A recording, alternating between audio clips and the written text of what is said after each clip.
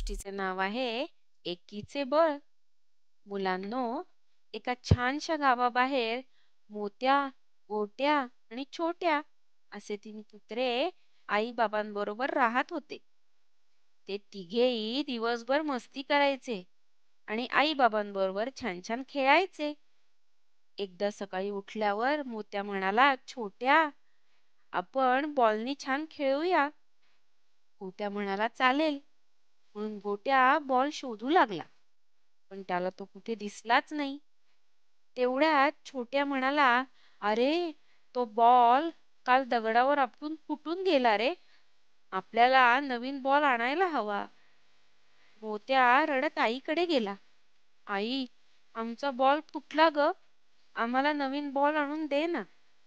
आई म्हणाली, अरे, आम्ही तुम्हाला खाऊ आणायला बाहेर जाणारच आहोत.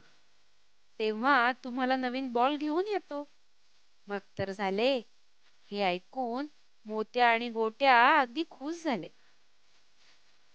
आई बाबा बाजारात गेल्यावर खूप वेळ आता आपल्याला दिसणार नाही, म्हणून हे तिघे लाडाने आई जवळ बसले. आई, लवकर ये हा. आईने सगळ्यांना आपल्या जवळ घेतले आणि म्हणाली, घरी येईपर्यंत तुम्ही भांडू नका. एकजुटीने राहा. एकी हेच बळ असते.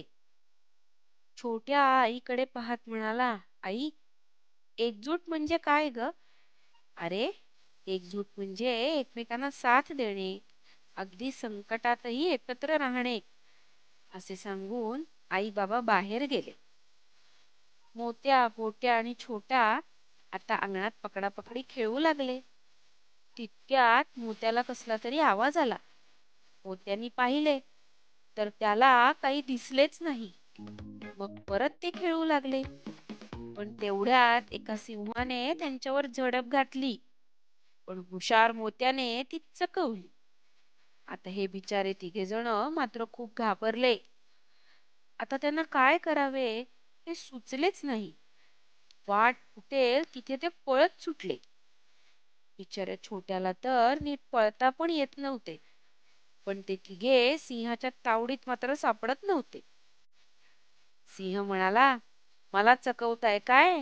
थांबा, तुम्हाला आता या पंजातच पकडतो. असे म्हणून तो जोर जोराने पळू लागला. तेवढ्यात गोट्याला एकजुटीने राहा असे आईचे शब्द आठवले. आता काय बरं करायचे असा विचार करता करता त्याला एक युक्ती सुचली. त्याने पळता पळताच छोट्या आणि मोत्याला सांगितले, तुमच्या मागच्या पायांनी ही जमिनीवरची धूळ त्या सिंहाच्या डोळ्यात उडवा, म्हणजे त्याला दिसणारच नाही. हे ऐकता क्षणी मोत्या आणि छोट्या आपले पाय जमिनीला घासू लागले. त्यामुळे जमिनीवरची धूळ हवेत उडाली आणि सिंहाच्या डोळ्यात गेली. सिंहाची चांगलीच फसगत झाली. नाकातोंडात, डोळ्यात धूळ गेल्यामुळे सिंह आता डोळे चोळू लागला. सिंहाने परत डोळे उघडले तर बघतो तर काय, ही तिघे पिल्ले तिथून पसार झाली. अरे, माझ्या डोळ्यांची आग होते रे बाबा, मला नकोई पिल्ले, असे म्हणून तो कसाबसा पळत तिथून निघून गेला. अशा रीतीने मोत्या, गोट्या आणि छोट्या यांना कळून चुकले.